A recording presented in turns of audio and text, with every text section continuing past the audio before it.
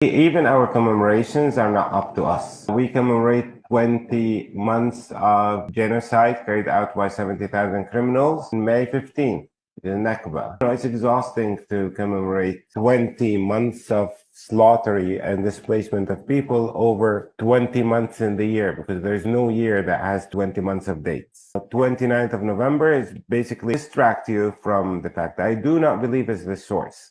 The reason I'm not an author, I don't write, is because I've been in a process of finding out. And every time I felt like I got it, I dug more and got more disgusting. So I wouldn't say the source is anything pre-1897, because that is when the plan started materialistically. Of course, that's an outcome of a lot of theories and encouragement and support that was going on all over Europe from before, but it was materialized in 1897. The source or the start of this process as a process where the theory was materialized, it was not November 29th. It was with the issuing of the very first two-state solution. The very first two-state solution is called the Balfour Declaration. So it started then, and then we started having British boots on the ground in Palestine to implement that vision, because the Balfour Declaration was the very first proposal for a two states.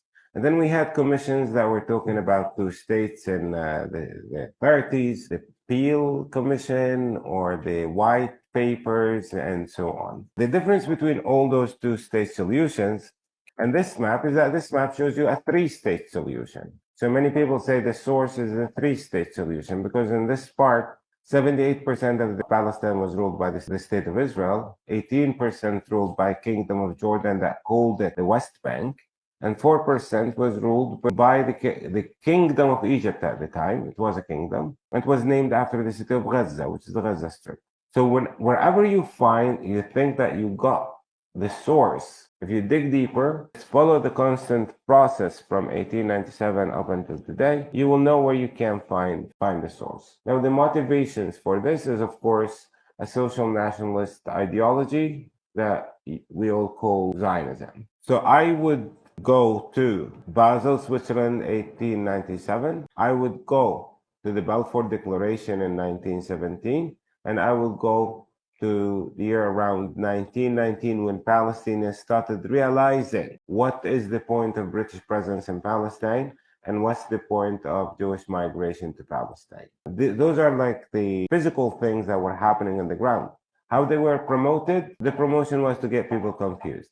The partition plan was recognized by international community, and the two-state solution we have in 1993, the beginning of it, is different from any other solution because it has Palestinian acceptance. You see the result of Palestinian acceptance.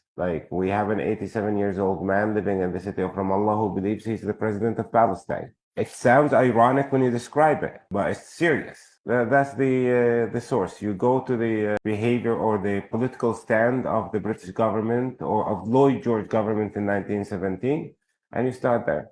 I feel like the British have no shame because up until today, they don't recognize that as... They wouldn't even issue an apology, but it's understandable.